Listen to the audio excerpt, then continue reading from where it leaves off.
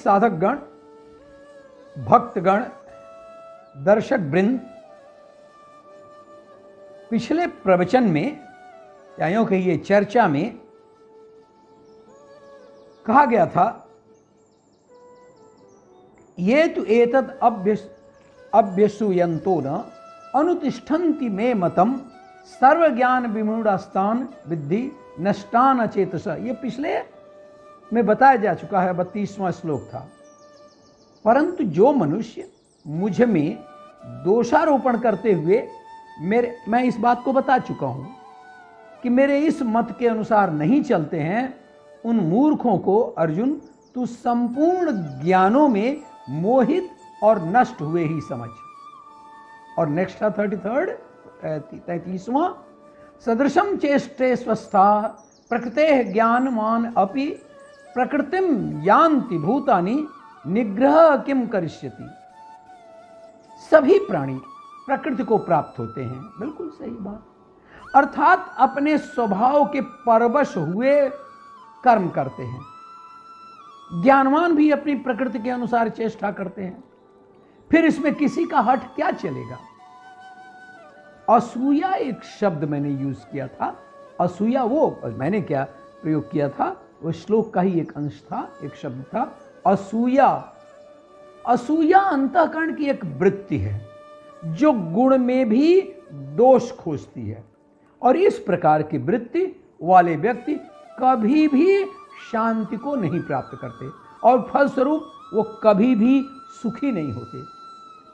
इसलिए यहां पर श्रद्धा वृत्ति के साथ भगवान ने असूया वृत्ति की चर्चा रखी है। असूया वृत्ति हमारी सारी अच्छाइयों पर सब पर पानी फेर देती है। उसके बाद 32वें श्लोक में भगवान बताते हैं कि जो मेरे मत में दोष देखते हैं इसलिए उनके अनुसार वर्तन नहीं करते, वे सभी लोग अज्ञान में भ्रमित होते हैं, अविवेकी हैं और फलस्वरूप विनाश को प्राप्त होते हैं, कल्याण के पद से भ्रष्ट हो जाते हैं। आशय इसका यह है कि अर्जुन यदि तू भी इस प्रकार करेगा, मेरी बातों को उड़ा देगा, तो तेरे लिए भी सर्वनाश का कारण बनेगा। पिछली चर्चा में मैंने बताया था कि तब प्रश्न उठता है कि क्या श्री कृष्ण चापलूसी पसंद है, जो बार बार अपने लोगों के प्रति श्रद्धा भाव की मांग करते हैं और असूया वृत्ति की निंदा करते हैं। उन प्रश्नों के उत्तर में यही संक्षेप में कहा जा सकता है कि भगवान का कृष्ण ये उद्देश्य कभी भी नहीं है। वह अर्जुन के निकट अपने ईश्वरीय स्वरूप को इसलिए प्रकट करते हैं क्योंकि अर्जुन उनका भक्त है, उनका प्रिय है, उनका सखा है, उनके हृदय के निकट है। अतः अपने भक्तों के संबंध में उन्होंने यह जो आत्मस्तुति जैसे दिखने वाले वचन कहे हैं, वो वास्तव में भक्तों के निकट उनके स्वरूप को उद्घाटित करने वाले शब्द हैं। श्री कृष्ण अपने भक्तों के मन में यह दृढ़ धारणा करा देना चाहते हैं, वही जगत के नियामक और ईश्वर हैं। ईश्वरीय सत्ता किसी को यथार्थ ज्ञान के लिए ईर्ष्या, द्वेष या असूया का विषय नहीं हो सकती। अरे शिशुपाल आदि ने कृष्ण से ईर्ष्या किया, दोष देखा, कंस ने उनसे द्वेष किया, फलस्वरूप क्या हुआ, उन लोगों का सारा ज्ञान उनकी भ्रांति का ही पोषक बना और वे अपने अविवेक के कारण मारे गए। इसलिए भगवान ने अर्जुन को और अर्जुन के माध्यम से हम सबको, हम सभी साधकों को, हम सभी भक्तों को, हम लोगों को वो चेतावनी देना उचित समझते हैं जिससे ईश्वरीय नियमों के प्रति और श्रद्धा हमारे ही अकल्याण का हेतु न बने। जब भगवान ने अर्जुन को स्पष्ट शब्दों में इस प्रकार समझा दिया, तब अर्जुन के मन में प्रश्न उठा कि जब लोगों को विदित है कि ईश्वरीय नियमों का पालन नहीं करने से हम नाश को प्राप्त होंगे, तब वो लोग ऐसे नियमों के विरुद्ध विपरीत आचरण क्यों करते हैं। अर्जुन ने पूछा था कि मनुष्य ईश्वर के बताए मार्ग पर क्यों नहीं चलता है, जबकि वो जानता है कि उस पर नहीं चलने से वह नाश को प्राप्त होगा। तब भगवान श्री कृष्ण उत्तर देते हैं कि मनुष्य अपने स्वभाव से परिचालित होता है, ज्ञानी भी अपने स्वभाव का उल्लंघन नहीं कर पाता। कोई अपने को बलपूर्वक किसी काम करने से रोकना चाहे तो भी रोक नहीं पाता, क्योंकि स्वभाव उसके आड़े आ जाता है। तो प्रश्न उठता है कि तब मनुष्य का स्वभाव इतना बली है कि निग्रह का कोई फल ही नहीं होता, उसका रोका नहीं जा सकता, उसका निग्रह नहीं किया जा सकता, तो फिर क्यों निग्रह किया जाए, क्यों रोका जाए? अर्जुन का बहुत ही स्वाभाविक ये प्रश्न था। और कहते हैं अर्जुन कि मनुष्य जब इतना स्वभाव परतंत्र है, तब साधना और पुरुषार्थ भला क्या माने रखते हैं, क्या अर्थ रखते हैं? यह बात तो दुर्योधन की सी स्थिति हुई जब किसी ने दुर्योधन से पूछा कि क्या धर्म और अधर्म का भेद आप नहीं जानते? दुर्योधन ने कहा जानता हूं। तो फिर पूछा गया फिर अधर्म में क्यों डूबे रहते हैं? इसके उत्तर में दुर्योधन बोला, जानामि धर्मम नच में प्रवृत्ति, जानामि धर्मम नच में प्रवृत्ति, जानामि अधर्मम नच में निवृत्ति। अरे केनापि देवेन हृदय स्थितेन, पर भगवान को ही दोष दे रहा है। कह रहा है केनापि देवेन हृदय स्थितेन यथा नियुक्तोस्मि तथा करोमि। मतलब ये है कि धर्म क्या है जानता हूं, पर मेरी प्रवृत्ति उधर नहीं होती, और अधर्म क्या है वह भी मैं समझता हूं, पर उसमें मेरी निवृत्ति नहीं है।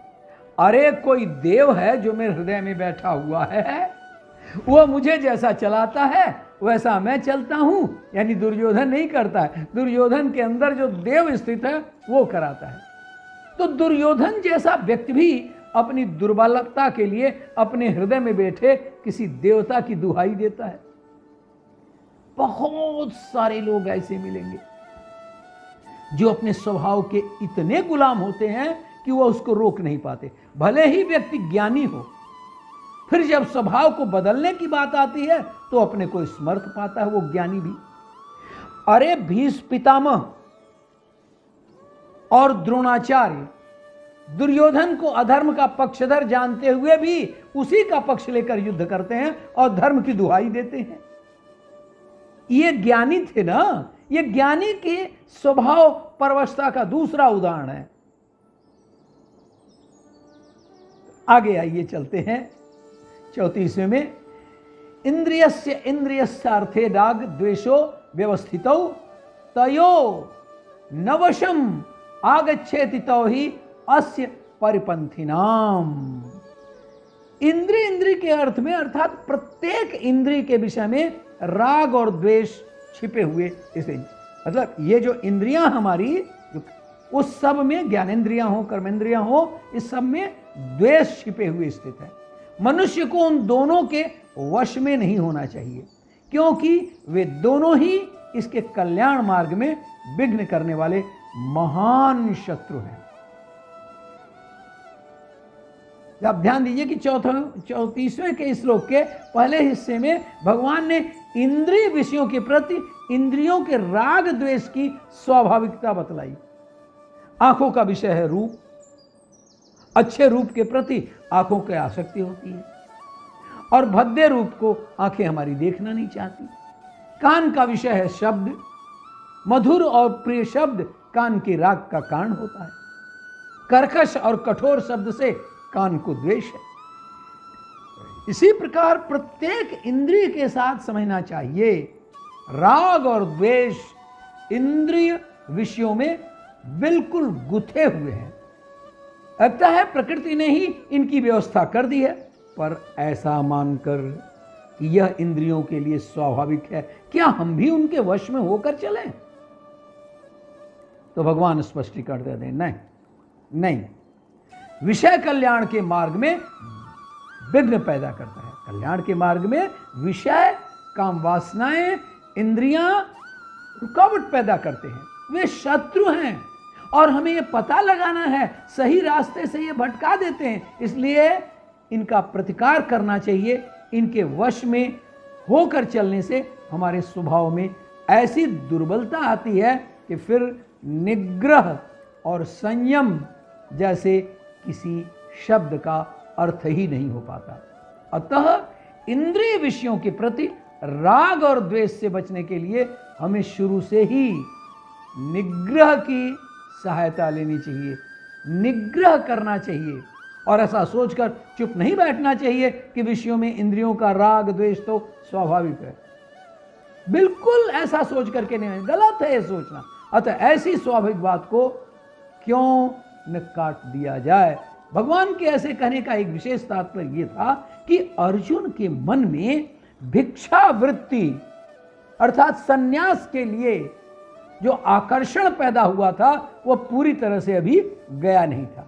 यद्यपि भगवान ने अर्जुन को तरह तरह से युद्ध करने की बात तर्क संगत बताया था, किंतु जो दबा हुआ क्षत्रिय फिर से जागे, यह श्री कृष्ण की कोशिश थी। यदि वह अपने को भिक्षावृत्ति धर्म में स्थित पाएगा तो निश्चित ही एक क्षत्रिय बालक, क्षत्रिय पुरुष आत्मग्लानि के कारण आत्महत्या कर बैठेगा। इसलिए भी स्वधर्म में स्थित रहकर मृत्यु का वर्ण भगवान श्रेयस्कर समझते हैं। क्या बोलते हैं 35वें में, श्रेयान् स्वधर्मो विगुण पर धर्मात्मसु अनुस्थितात् स्वधर्मे निधनम श्रेय पर धर्मो भयावह। 35वां श्लोक आप लोग अपने बहुत इंपॉर्टेंट मानिएगा और इसको भी हो सके तो याद करिएगा।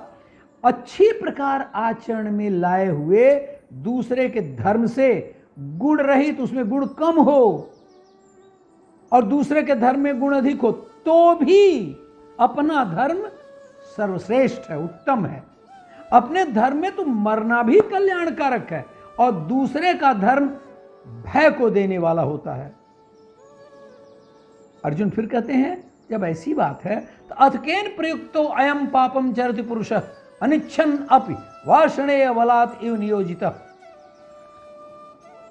अर्जुन का फिर तर्क उठता है, तो कृष्ण फिर मनुष्य स्वयं न चाहता हुआ भी बलात् जबरन लगाए हुए की भांति किससे प्रेरित होकर यह पाप का आचरण करता है।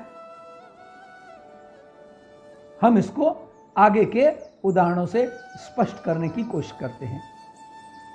एक साधक, एक भक्त, साधना करने वाला 10 वर्ष से साधना में लगा हुआ है और दूसरा आज ही समझिए साधन में प्रवेश ले रहा है, साधना करने में। दोनों की क्षमता एक जैसी नहीं होगी, ये आप जानते हैं। नया साधक यदि उसकी नकल करता है तो बर्बाद हो जाएगा, नष्ट हो जाएगा। इसी पर श्री कृष्ण कहते हैं अच्छी प्रकार आचरण किए हुए दूसरे के धर्म से गुण रहित भी अपना धर्म अधिक उत्तम है। स्वभाव से उत्पन्न कर्म में प्रवृत्त होने की क्षमता स्वधर्म में ही है। अपनी क्षमता के अनुसार कर्म में प्रवृत्त होने से साधक एक न एक दिन अपने लक्ष्य को अवश्य पहुंच जाता है, अवश्य पा लेता है। अतः स्वधर्म आचरण में मरना भी भगवान कहते हैं श्रेयस्कर है, श्रेष्ठ है। जहां, अच्छा एक और बात, जहां से साधन छूटेगा शरीर मिलने पर, दोबारा शरीर मिलने पर वहीं से पुनः प्रारंभ हो जाएगा। हम लोग जो आज कोई साधना करता है, कोई पापिष्ट कार्य में लगता है, वो सर्व फिर से पिछले जन्म का वो कर्मफल है। और जैसे ही नया जीवन मिलता है तो जहां से हम अच्छे की बात करें, बुरे की बात क्यों करें, तो जहां से हमारी साधना छूटी हुई रहती है वहीं से पुनः आरंभ होगा। क्योंकि आत्मा तो मरता नहीं, वस्त्र बदलने की भांति ही है, शरीर भी बदलता है, फिर आपकी बुद्धि विचार प्रारब्ध तो बदल नहीं जाते। अतः आप अपने धर्म में, अपने क्रियाकलाप में बदलाव न करके उसी धर्म में रहकर अपने लक्ष्य को प्राप्त करने की कोशिश करें। क्या है धर्म?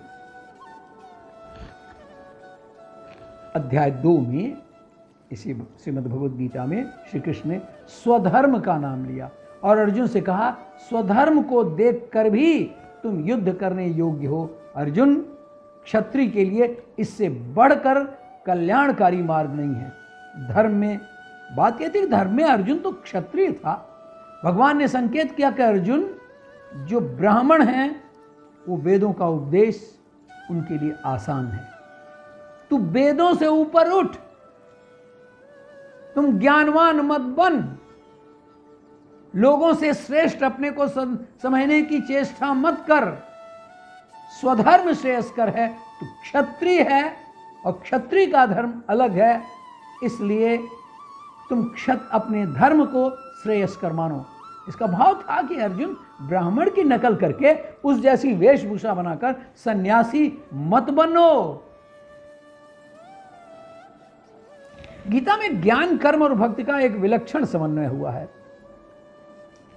ज्ञान मार्ग या ज्ञान योग को ध्यान योग भी कहा जाता है, योग का ही एक अंग है।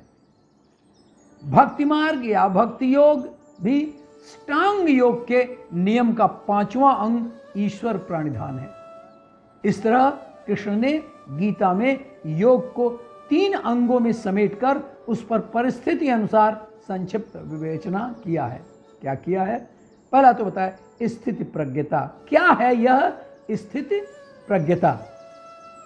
अध्याय 2 के 55वें श्लोक में हम बात करते हैं कि भगवान बोलते हैं, प्रजहाति यदा कामान सर्वान पार्थ मनोगतान आत्मैव आत्मना तुष्ट स्थिति प्रज्ञ तदोच्यते। मैं दूसरे अध्याय की बात कर रहा हूं, तीसरे में नहीं।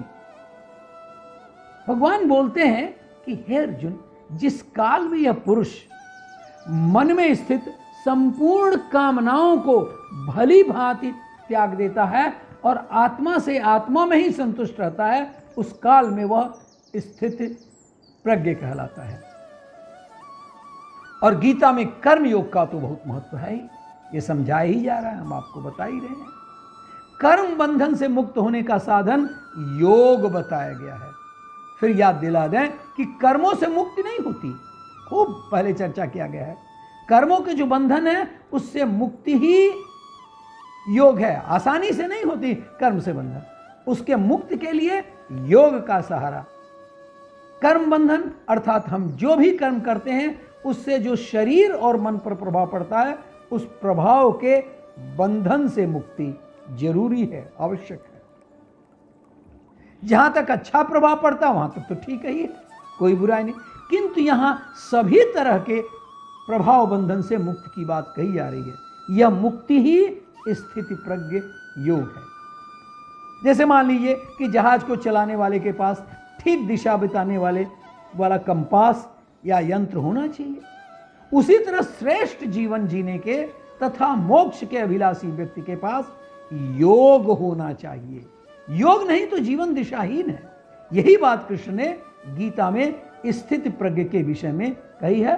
बुद्धि को निर्मल और तीव्र करने के लिए योग ही एकमात्र साधन है। कृपया सावधान रहें, आप लोग जरा रुकेंगे इस बात को हमारे सुनने के लिए कि योग से मतलब वो नहीं कि आप हाथ पांव हिलाते हैं या व्यायाम करते हैं। मैं इस व्यायाम की बात नहीं करता हूं। योग सुसधित व्यक्ति साधारण मनुष्य से विलक्षण देखने में लगता है। सर्दी हो या गर्मी, मान हो अथवा अपमान, सुख हो या दुख, उसमें उसका चित्त शांत रहता है। ये है स्थिति प्रज्ञता, ये है योग। और जिसकी आत्मा इंद्रियों पर विजयी है, विजय रखे हुए है, वह परमात्मा में लीन व्यक्ति योगारूढ़ कहलाता है। यह है योगी। योगी लोहा, मिट्टी, सोना इत्यादि को एक समान समझता है। वह ज्ञान और विज्ञान से तृप्त रहता है। वह जितेंद्रिय होता है और उसका आत्मा परमात्मा से युक्त होता है। मैं इस की बात का उदाहरण मैं कबीर के बेटे कमाल से देता हूं। कबीर के बेटे कमाल जी, जिनके पिता कबीर की कुटिया में वो पहले रहते थे, उससे अलग करके अपनी एक कुटिया में रहते थे।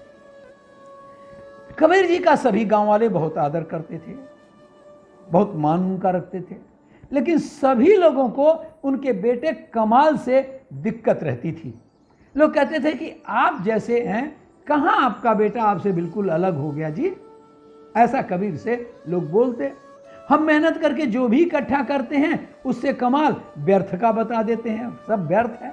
चलो व्यर्थ बताया तो बताया, वो हमारे सामान भी रखवा लेता है। तो यह कहकर कि इसे यहीं पर रख दो, बेकार की चीजों को किस प्रकार और क्यों ढोना। कबीर जी ने कमाल से बात की और कहा तुम लोगों से ऐसा मत कहा करो। तो कमाल बोले पिताजी आप ही ने तो मुझे शिक्षा दी है, व्यर्थ की चीज तो व्यर्थ ही रहेगी, फिर उसको ढोने से क्या मतलब है, आपने हमें बताया था। चलिए एक बड़ी अच्छी सी घटना घटी कि एक बार वहां का एक नवाब कमाल के पास एक बहुत ही मूल्यवान हीरा लेकर आया। उन्होंने उन्हें भेंट स्वरूप देना चाहा, लेकिन कमाल ने कहा मैं तो भाई सन्यासी हूं, मेरे यह किस काम का आपका हीरा।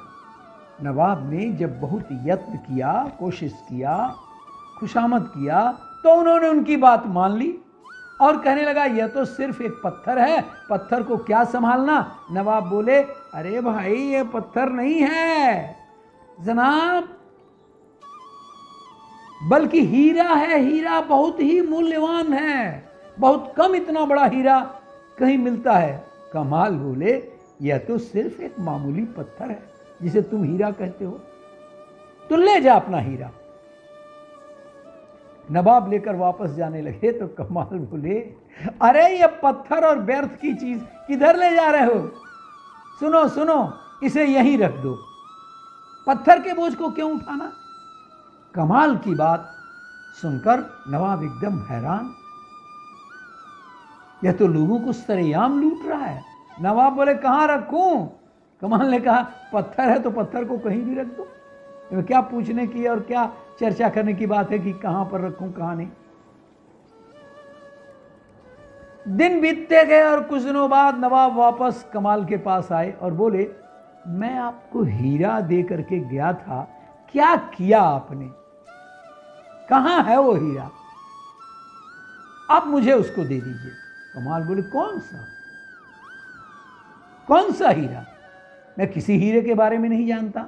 नवाब बोले क्यों कमाल महाराज आप झूठ क्यों बोल रहे हैं, जब कुछ दिन पहले मैं आपके पास आया था तब आपके ने यहीं पर इसको हीरे को रखवा लिया था। कमाल बोले कहीं आप उस पत्थर की बात तो नहीं कर रहे हैं जो आप रख कर गए थे। हाँ हाँ आप उसे पत्थर कह रहे थे लेकिन वो हीरा था। कमाल ने कहा लेकिन आप तो उस दिन मान गए थे कि वह एक पत्थर था और पत्थर पत्थर ही होता है। अच्छा जाइए आप जिस जगह पर रख करके गए थे देख लीजिए, अगर किसी ने नहीं उठाया होगा तो वहीं होगा। नवाब सोचने लगा कैसा बातों में लगाकर भटका रहा है और किस तरह से ठग रहा है। लेकिन जब नवाब ने वहां देखा जहां पर हीरा रख कर गए थे तो वो वहीं पर था, तो देखकर एकदम चौंक पड़े और कमाल के चरणों पर गिर पड़े, माफी मांगने लगे, मुझे क्षमा कर दीजिए, मुझसे भूल हो गई है, मैं आपको क्या समझा था, लेकिन आप एक महान पुरुष। अरे कबीर जी आपके पिता बैरागी हैं, लेकिन आप तो विरागी हैं, आपने राग को समस्त रूप से नष्ट कर दिया है, मुझे क्षमा कर दीजिए। इसमें माफी की क्या बात है, पत्थर तो पत्थर ही होता है। कमाल ने बहुत ही सहजता से जवाब दिया अगर तुम्हें अभी भी यह हीरा लगता है तो ले जाओ इस पत्थर को, और आगे से ऐसी बेकार की बातों पर मत हमें सम्मिलित करना और यहां पर मत लेना। अब नवाब अब शर्म से झुक गए थे, उन्हें सच्चाई का बोध हो गया था और वे जान गए थे कमाल एक असल सन्यासी है, उनके लिए सब कुछ माटी और पत्थर के समान है। बड़ा सटीक श्लोक हम अध्याय 2 में फिर से कहते हैं, फिर से पढ़ते हैं आगे। दुखेषु अनिद्विग्न मनाः, दुखेषु अनिद्विग्न मनाः, सुखेषु विगत स्पृह, बीत राग भय क्रोध स्थित धीर मुनिरुच्यते। ये दूसरे का 56वां श्लोक है। दुखों की प्राप्ति होने पर जिसके मन में उद्वेग नहीं होता और सुखों की प्राप्ति में सर्वथा निष्प्रिय है तथा जिसके राग भय और क्रोध नष्ट हो गए हों, ऐसा मुनि ही स्थिर प्रज्ञ है, स्थिर बुद्धि है। तो चलिए हम आगे बढ़ते हैं कर्मयोग के। तो भगवान कहते हैं कामेश क्रोधेश रजोगुण समुद्भव महाशनो महापापात्मा विद्धेन मिह वैरिणम। 37वां श्लोक है। भगवान कहते हैं कि रजोगुण से उत्पन्न हुआ ये कामना ही क्रोध है। आपको दूसरे अध्याय में एक बार और हमने कहा कि ध्यायते विषयान पुंसः संगस्तेषु उपजायते संगात संजायते काम कामात क्रोधा विजायते क्रोधात भवति सम्मोह सम्मोहात स्मृत विरमा स्मृत भंसात बुद्धिनाशो बुद्धिनाशात प्रणसी। तो वही भगवान कहते हैं ये जो है ये बहुत खाने वाला है, भोगों से इसके कभी न अघाने की वृत्ति है, बड़ा पापी है। और इसको ही तू इस विषय में इस काम वासना को, कामनाओं को, अब तुम जानो जीवात्मा का सबसे बड़ा शत्रु काम है। काम मतलब कामना, और यह कामना ही है जो विशुद्ध जीवात्मा को इस संसार में फंसे रहने के लिए हमेशा ही बांधे रहता है, प्रेरित करता रहता है। क्रोध तमोगुण का प्राकट्य है। यह गुण अपने आप को क्रोध तथा अन्य रूप में प्रकट करते हैं। अतः यदि रहने तथा कार्य करने की विधियों द्वारा रजोगुण को तमोगुण में न गिरने देकर सतोगुण की तरफ ऊपर उठाया जाए तो मनुष्य के क्रोध में पतित होने से आध्यात्मिक शक्ति के द्वारा उसे बचाया जा सकता है। प्रिय भक्तों साधकों, भगवान ने इस सृष्टि की रचना जीवात्माओं के लिए इस कामनापूर्ण रुचियों की पूर्ति हेतु सुविधा पूर्वक प्रदान करने के लिए निमित्त की। लेकिन जब जीवात्माएं दीर्घ काल तक काम वासनाओं में, काम कर्मों में फंसे रहने के कारण वो जब ऊब जाती हैं तो वे अपना वास्तविक स्वरूप जानने के लिए जिज्ञासा करने लगते हैं। यही जिज्ञासा वेदांत सूत्र का प्रारंभ है। अतः काम का उद्गम भी, फिर क्या समझे हमने, पता है, काम का उद्गम भी, स्रोत भी परम ब्रह्म ही है। श्री कृष्ण अर्जुन को प्रेरित करते हैं कि वह शत्रुओं पर अपना क्रोध भगवान को प्रसन्न करने के लिए दिखाए। बताते हैं आगे कि धूमेन अबृहते बहिना यथा आदर्श मलेन च यथा उल्बेन आवृतो गर्भ तथा तेन इदम आवृतम। 38वां श्लोक है। मतलब कि जिस प्रकार धुएं से अग्नि आच्छादित हो जाता है और मैल से दर्पण ढक जाता है, तथा जिस प्रकार जेर से गर्भ ढका रहता है, वैसे ही उन कामनाओं द्वारा ये ज्ञान भी ढका रहता है। मतलब जीवात्मा के आवरण की 3 स्तर है, 3 कोटियां हैं, जिनमें उसकी शुद्ध चेतना धूमिल होती है। यह आवरण काम ही है जो विभिन्न स्वरूपों में होता है। जैसे अग्नि से धुआं, कितना भी जला हुआ है, अगर कोई लकड़ी और उसमें धुआं है तो वो एक प्रकार से अग्नि प्रज्वलित नहीं होगी। पहले उस धुआं को हटाइए, अग्नि प्रज्वलित होगी। दर्पण पर धूल, अगर दर्पण पर धूल जमा है, आपका चेहरा उस आईना में नहीं देखा। जैसे भ्रूण पर गर्भाशय एक झिल्ली लगी रहती है, तो दर्पण पर धूल का उदाहरण मन रूपी दर्पण को अनेकानेक आध्यात्मिक विधियों से स्वच्छ रहने की प्रक्रिया के समान है। गर्भाशय द्वारा आवृत भ्रूण का दृष्टांत असहाय अवस्था से दिया गया है, क्योंकि गर्भ में स्थित शिशु असहाय होता है, इधर उधर हिलने के लिए भी वो स्वतंत्र नहीं रहता। तो जीवन की यह अवस्था वृक्षों के समान है। वृक्ष भी जीवात्माएं हैं, किंतु उनमें काम की प्रबलता को देखते हुए उन्हें ऐसी योनि मिली कि वह प्राय चेतना शून्य हो गए। यदि अग्नि के धुएं को ठीक से नियंत्रित किया जाए तो अग्नि जल सकती है। अतः यह मनुष्य जीवन जीवात्मा के लिए ऐसा शुभ अवसर है। भगवान यहां प्रेरित करते हैं कि यह जो जीवात्मा के लिए ये जो मनुष्य जीवन मिला है, ये शुभ समय है, शुभ जन्म है। जिससे वह संसार के बंधनों से छूट सकता है। आगे कहते हैं, आवृतम ज्ञान में तेना ज्ञानिनो नित्य वैनिड़ा काम रूपेण कौन्तेय दुष्पूरेण आनलेन च। मतलब हे अर्जुन, इस अग्नि के समान कभी न पूर्ण होने वाले काम रूप ज्ञानियों के लिए नित्य बैरी द्वारा मनुष्य का ज्ञान ढका हुआ है। मनुस्मृति में कहा गया है कि कितना भी विषय भोग क्यों न किया जाए, कामना की तृप्ति नहीं होती। जिस प्रकार की निरंतर ईंधन डालने से आग कभी भी नहीं बुझती। अब आप घी से आग लगी हुई है और उसको आप बुझाना चाहें तो बुझेगी। तो इसी तरह से कामना से कामनाओं की शांति नहीं होगी। अतः यह काम अज्ञानता का प्रतीक है, जिसके द्वारा जीवात्मा को इस संसार में रखा जाता है। इंद्रिय तृप्ति का भोग करते समय हो सकता है कुछ देर के लिए, कुछ क्षण के लिए उसमें प्रसन्नता की अनुभूति हो, किंतु यह प्रसन्नता की अनुभूति ही इंद्रिय भोक्ता का परम शत्रु है। आगे कहते हैं, इंद्रियाणि मनोबुद्धि अस्य अधिष्ठान मुच्यते। फिर से सुनिए, इंद्रियाणि मनोबुद्धि अस्य अधिष्ठान मुच्यते एतैः विमोहयति एषः ज्ञानम आवृत्य देहिनम। 40वां श्लोक है। इंद्रियां, मन तथा बुद्धि इस काम के निवास स्थान हैं। इनके द्वारा यह काम जीवात्मा के वास्तविक ज्ञान को ढककर उसे मोहित कर लेता है। तात्पर्य यह है कि शत्रु ने बद्ध जीव के शरीर के विभिन्न सामरिक स्थानों पर अपना अधिकार कर लिया है। ये कामनाएं जिस प्रकार मनुष्य के शरीर, मन और बुद्धि पर आक्रमण कर देती हैं। अतः भगवान कृष्ण आगाह करते हैं, उन स्थानों का संकेत कर रहे हैं जिससे शत्रु को यानी कामनाओं को जीतने वाला यह जान ले कि शत्रु कहां पर है।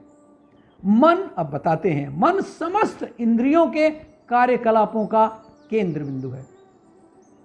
अतः जब हम इंद्रिय विषयों के संबंध में सुनते हैं तो मन इंद्रिय तृप्ति के समस्त भावों का आधार बन जाता है। इस तरह मन तथा इंद्रियां काम की शरण स्थली हैं। मन और इंद्रियां, मन जो है और इंद्रियां हैं, ये कामना। काम जब बोलते हैं तो आप कहीं ये बहुत प्रचलित अर्थ में लेते हैं, कामनाओं से मतलब है, तो उस काम की शरण स्थली बन जाते हैं। इसके बाद बुद्धि ऐसे कामपूर्ण रुचियों की राजधानी बन जाती है।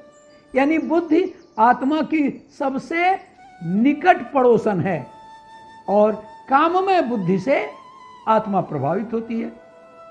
यानी आत्मा से बुद्धि, बुद्धि से मन, मन से इंद्रियां, ऐसे चलता है। तो जिससे उसमें अहंकार उत्पन्न होता है। फिर वह पदार्थ से तथा इस प्रकार मन तथा इंद्रियों से अपना बिल्कुल जोड़ा जमा लेता है, तदात्म में स्थापित कर लेता है। तस्मात् त्वम इंद्रियाणि आदौ नियभ्य भरत ऋषभ प्राप्मान प्रजा ही एनम ज्ञान विज्ञान नाशनम। यह था 41वां। इसलिए हे अर्जुन, प्रारंभ में ही इंद्रियों को वश में करके इस पाप के महान प्रतीक काम का यानी कामनाओं का तुम दमन करो। शुरू में ही उसको अलाउ मत करो, उसको बढ़ने मत दो, और ज्ञान तथा आत्म साक्षात्कार के इस विनाशकर्ता का वध कर डालो। Kill that. तात्पर्य यह है कि भगवान ने अर्जुन को प्रारंभ में ही इंद्रिय संयम करने का उपदेश दिया। ये नहीं कभी तो सुख भोग लें, अभी सब कुछ कर लें, और जब होगा 80 वर्ष के 75 वर्ष के मेरे समान, तो उसके बाद से उस समय हम इंद्रिय निग्रह करेंगे। और प्रज्वलित होता है, जिससे वह सबसे पापी शत्रु काम का दमन कर सके, ऐसा भगवान बताते हैं। शुरू में ही आप करिए। आत्म साक्षात्कार तथा आत्मज्ञान की उत्कंठा को भी यह कामना नष्ट करने वाला है। ये काम, ज्ञान का अर्थ है आत्मा और अनात्म के भेद का बोध, अर्थात यह ज्ञान होना कि आत्मा शरीर नहीं है। श्रीमद् भागवत में इसकी विवेचना की गई है। इस प्रकार हुई है कि काम ईश्वर, प्रत्येक काम ईश्वर प्रेम का विकृत प्रतिबंध है। और प्रत्येक जीव के लिए यह स्वाभाविक भी है। एक बार ईश्वर प्रेम काम रूप में विकृत अगर हो जाने पर इसके मौलिक स्वरूप को पुनः पाना नामुमकिन है, असाध्य है, दुसाध्य है, असंभव है। आगे क्या कहते हैं? इंद्रियाणि पराणि याहु इंद्रियेभ्यः परम मनः मनसः तु परा बुद्धि यह बुद्धे परतः तु यह स। कर्मेंद्रियां आदि जड़ पदार्थ की अपेक्षा श्रेष्ठ हैं। कर्मेंद्रियां जो है वो जड़ पदार्थ की अपेक्षा, यानी पेड़ों में वो कर्मेंद्रियां नहीं होती, तो उससे कह रहे हैं कि ये कर्मेंद्रियां जड़ पदार्थ की अपेक्षा श्रेष्ठ। मन इंद्रियों से बढ़कर है, इंद्रियों को ही वह संचालित करता है। मन इंद्रियों से भी उच्च है और बुद्धि मन का भी बादशाह है, मन का भी लीडर है। तात्पर्य यह है, इंद्रियां काम के कार्यकलापों के विभिन्न द्वार हैं। काम का निवास शरीर में है, किंतु उसे इंद्रिय रूपी झरोखे प्राप्त हैं। अतः कुल मिलाकर इंद्रियां शरीर से श्रेष्ठ हैं। शारीरिक कर्म का अर्थ है इंद्रियों के कार्य, और इन इंद्रियों के अवरोध का अर्थ है सारे शारीरिक कर्मों का अवरोध। लेकिन चूंकि मन सक्रिय रहता है, अतः शरीर के मौन तथा स्थिर रहने पर भी मन क्रियाशील रहता है। जैसे स्वप्न के समय मन कार्यशील होता है ना, मन के ऊपर भी बुद्धि की संकल्प शक्ति होती है, और बुद्धि के ऊपर स्वयं आत्मा है। अतः यदि आत्मा प्रत्यक्ष रूप में परमात्मा में रत रहे तो फिर उसके नीचे वाले सब जो उसके अधीनस्थ हैं, जैसे बुद्धि कर्म, ये सब रुक जाएंगे। तो अधीनस्थ उसके हैं, बुद्धि मन तथा इंद्रियां स्वतः ही ये रत हो जाएंगी। इसलिए मनुष्य को चाहिए कि बुद्धि के द्वारा आत्मा की स्वाभाविक स्थिति को ढूंढे, फिर मन को निरंतर भगवान में लगाए रखें। इससे सारी समस्या हल हो जाएगी। फिर उसके बाद एवं बुद्धे परम बुद्ध्वा संस्तभ्य आत्मानम आत्मना जाहि शत्रु महाबाहो काम रूपम दुरासदम। ये है अंतिम श्लोक कर्मयोग का। तो कहते हैं भगवान, इस प्रकार हे अर्जुन, अपने आप को भौतिक इंद्रियों मन तथा बुद्धि से परे जानकर और मन को आध्यात्मिक बुद्धि में स्थिर करके भगवान में मन लगा करके आध्यात्मिक शक्तियों द्वारा दुर्जेय शत्रु यानी इंद्रियों को जीतो। तात्पर्य यह है कि भौतिक जीवन में मनुष्य काम तथा प्रकृति पर प्रभुत्व पाने की इच्छा से प्रभावित होता है। प्रभुत्व तथा इंद्रिय तृप्त की इच्छाएं जो है वो बद्ध जीव जो शरीर है इसकी परम शत्रु है। इसके लिए मनुष्य को सहसा अपने नियत कर्मों को बंद करने की आवश्यकता नहीं है, अपितु धीरे धीरे भगवान में मन को समाहित करके और इंद्रियां सहित मन से प्रभावित होने बिना अपने शुद्ध स्वरूप के प्रति लक्ष्य स्थिर करके बुद्धि से दिव्य स्थिति को प्राप्त हुआ जा सकता है। मतलब कहते हैं कि कोई स्विच नहीं है कि एक स्विच दबा दिया और उसके बाद आपके अब तक भोगो और उसके बाद जब मन कहे कि नहीं भाई ये तो बुरी चीज है और उसके बाद ये हट जाए, नहीं, स्लो प्रोसेस है। मैं यहां पर ययाति का उदाहरण, राजा ययाति का उदाहरण देना चाहूंगा।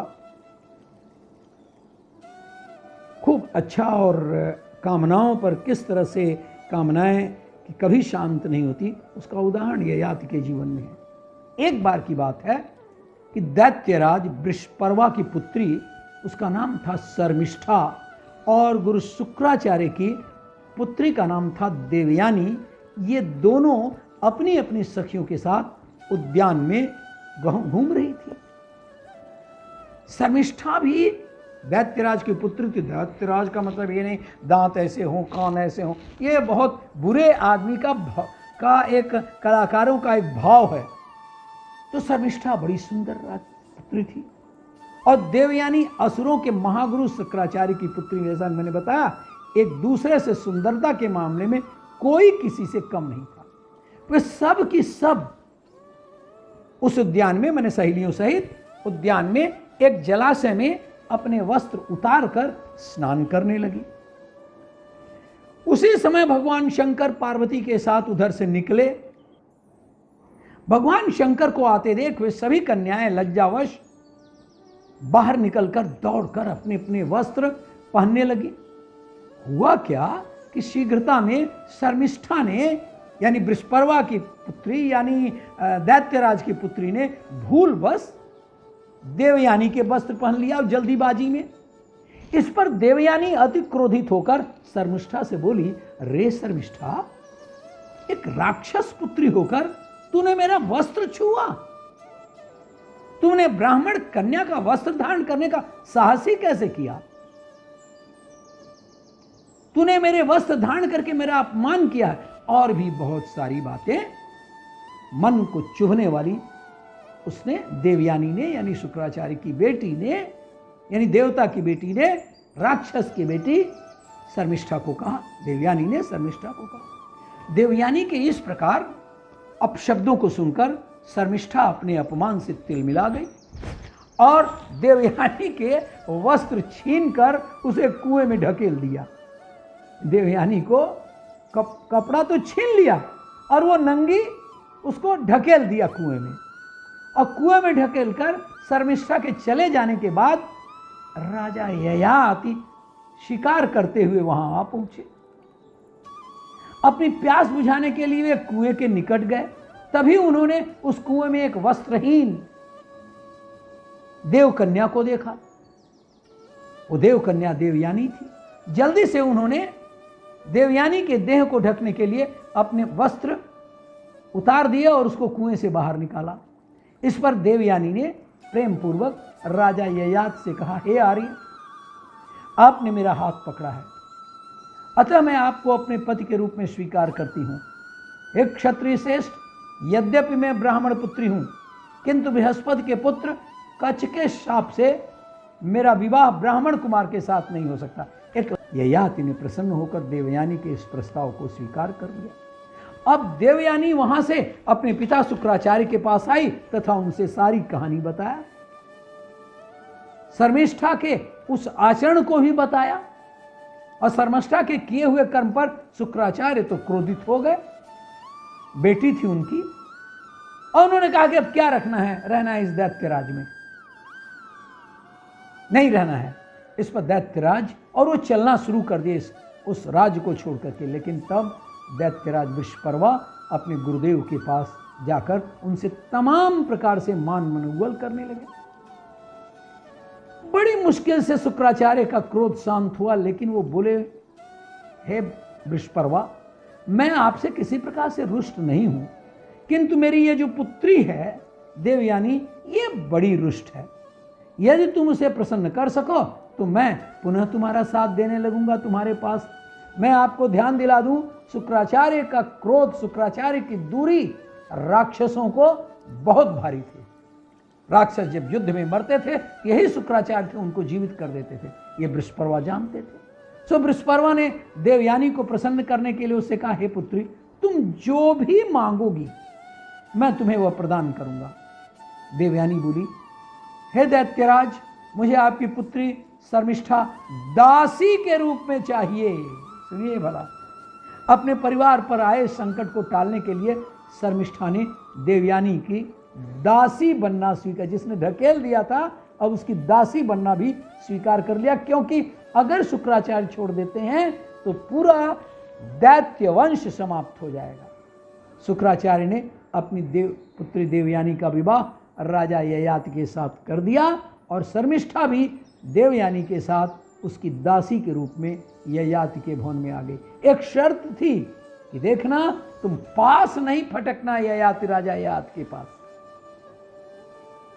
तुम कहीं प्रेम का इजहार मत करना। देवयानी के पुत्रवती होने पर शर्मिष्ठा ने भी पुत्र की कामना से, अब देखिए इस तरह से होता है, राजा ययाति से प्रणय निवेदन किया, जिससे ययाति ने स्वीकार कर लिया। लंपट तो थे राजा ययाति। राजा ययाति के देवयानी से 2 पुत्र यदु तथा तुवर्ष हुए और शर्मिष्ठा से 3 पुत्र द्रोही, अनु तथा पुरु हुए, यानी 5 बेटों के वो बाप हुए। ये बात जब देवयानी को पता चला कि ययाति तथा शर्मिष्ठा के कारण उनके 3 पुत्र हैं, वो क्रोधित होकर के तमतमा करके फिर अपने पिता के पास चली गई। शुक्राचार्य ने राजा ययाति को बुलवा के कहा, हे दुष्ट, हे लंपट, हे कपटी, तू स्त्री लंपट है, इसलिए मैं तुझे शाप देता हूं कि तुझे तत्काल वृद्धावस्था प्राप्त हो जाए। बड़ा मुश्किल हो गया। उनके शाप से भयभीत हो राजा ययाति गिड़गिड़ाते हुए बोले, हे दैत्य गुरु, आपकी पुत्री के साथ विषय भोग करते हुए अभी मेरी तृप्ति नहीं हो रही है। इस शाप से के कारण तो आपकी पुत्री का भी बड़ा अहित है।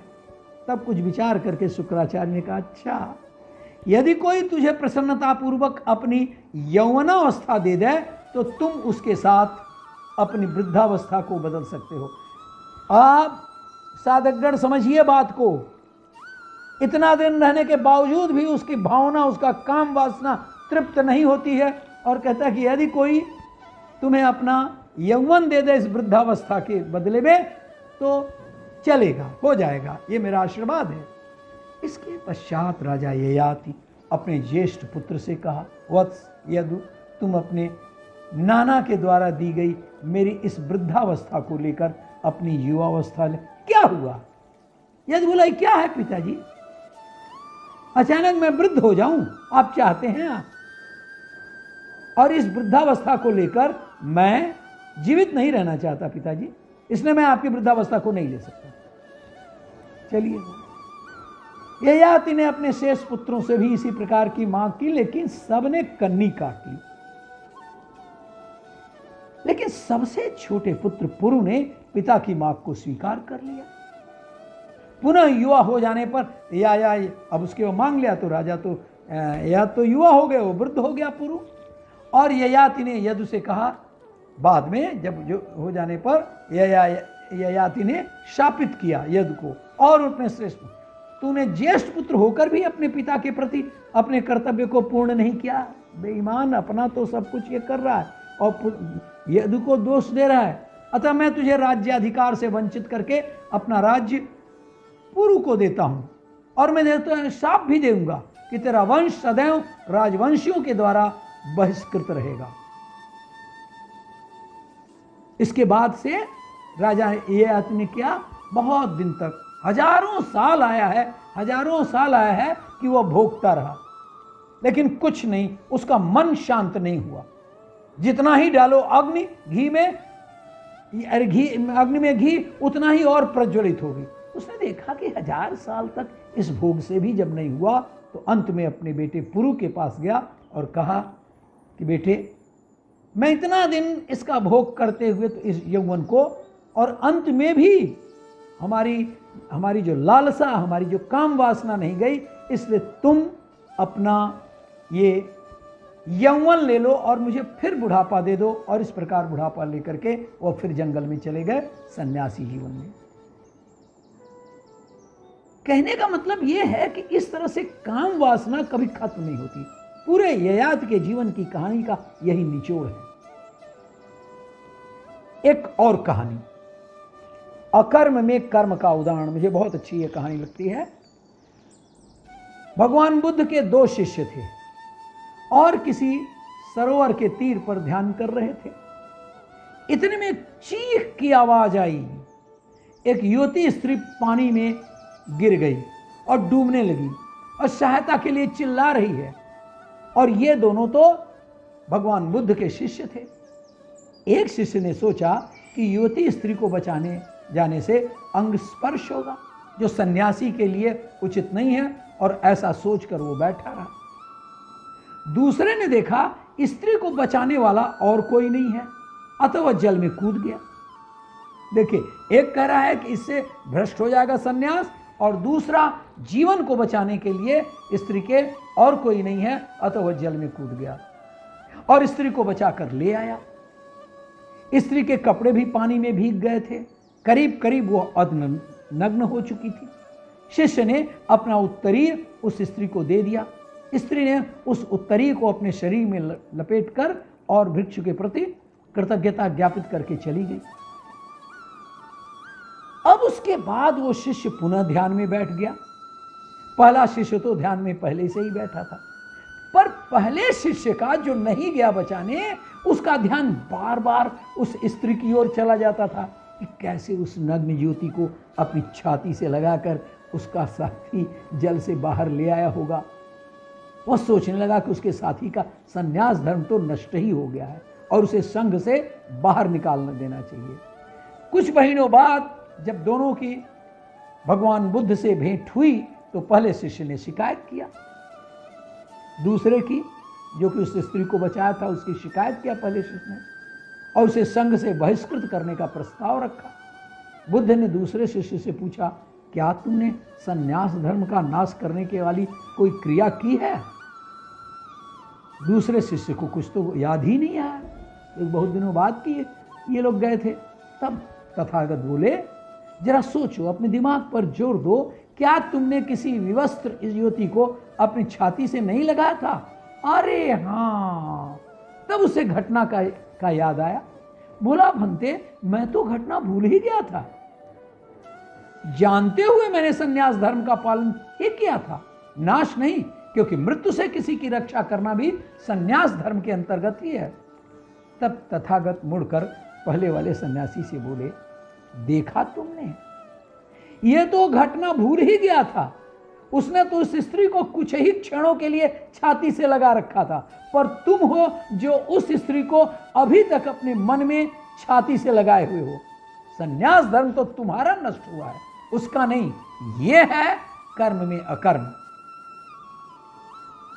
इस प्रकार 43वें अध्याय से कर्मयोग खत्म हो जाता है। आइए कुछ कर्मयोग की बात हम सारांश बताएं। वास्तव में कर्मयोग ही वह योग है जिसके माध्यम से हम अपनी जीवात्मा से जुड़ पाते हैं। जरा मेरी बात को ठीक से सुनिएगा। मैं कोई ज्ञाता नहीं, प्रणेता नहीं, विद्वान नहीं, लेकिन जो पढ़ा हूं उसको आपको समझा रहा हूं कि कर्मयोग ही है जिसके माध्यम से हम अपनी जीवात्मा से जुड़ पाते हैं।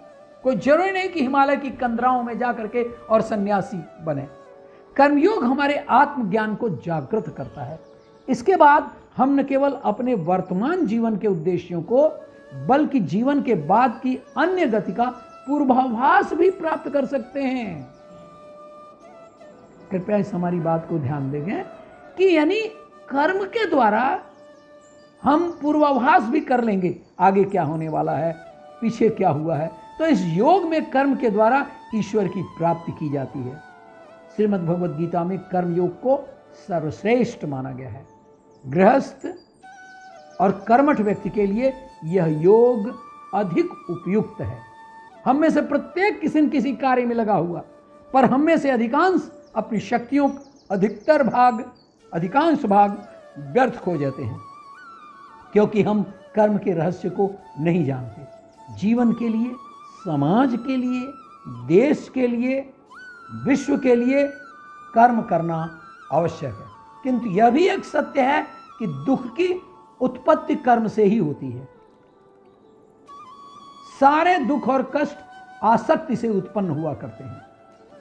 कोई व्यक्ति कर्म करना चाहता है, वह किसी मनुष्य की भलाई करना चाहता है, और इस बात की भी प्रबल संभावना है कि जो उपकार जो इस आदमी को मिला है, जो उपकृत मनुष्य है, वो कृतज्ञ निकल सकता है और भलाई करने वाले के विरुद्ध कार्य कर सकता है। इस प्रकार सुकृत्य भी दुख देता है। फल यह होता है, इस प्रकार की घटना मनुष्य को कर्म से दूर भगाती है। यह दुख या कष्ट का भय कर्म और शक्ति का बड़ा भाग नष्ट कर देता है। तो कर्मयोग सिखाता है कि कर्म के लिए कर्म करो, आसक्ति रहित होकर कर्म करो, कर्मयोगी की तरह से कर्म करो। इसलिए कर्मयोगी जो कर्म करता है वो क्या करता है? कर्म करना उसे अच्छा लगता है और इससे परे उसका कोई हेतु नहीं है।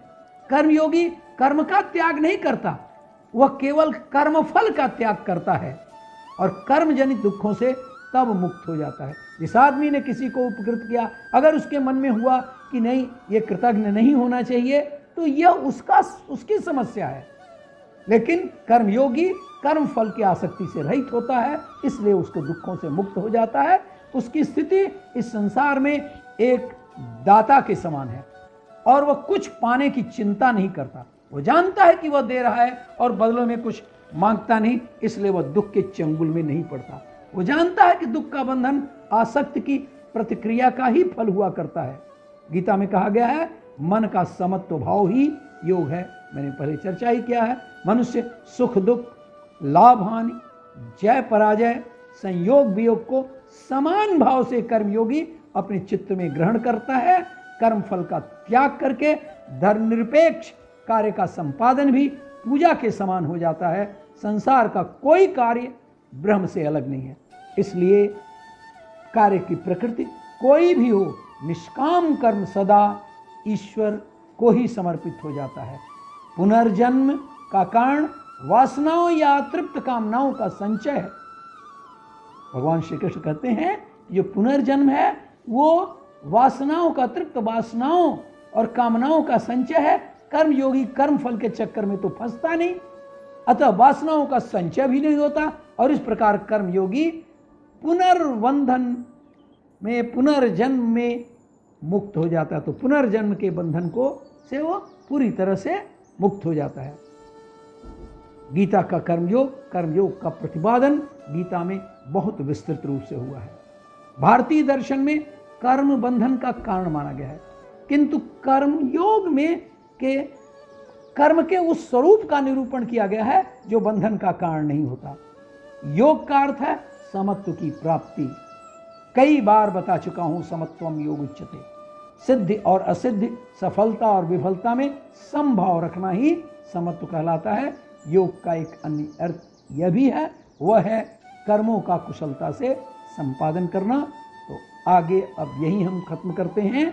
और इस प्रकार मैंने कर्मयोग के बारे में जो भी पढ़ा, समझा, पुस्तकों से जाना, श्रीमद् भगवद गीता के इन 43 श्लोकों को जो कर्मयोग का है, मैंने कोशिश किया है पढ़ करके तमाम सारे संदर्भित पुस्तकों को, रेफर्ड बुक्स को पढ़ करके और आपके सामने प्रस्तुत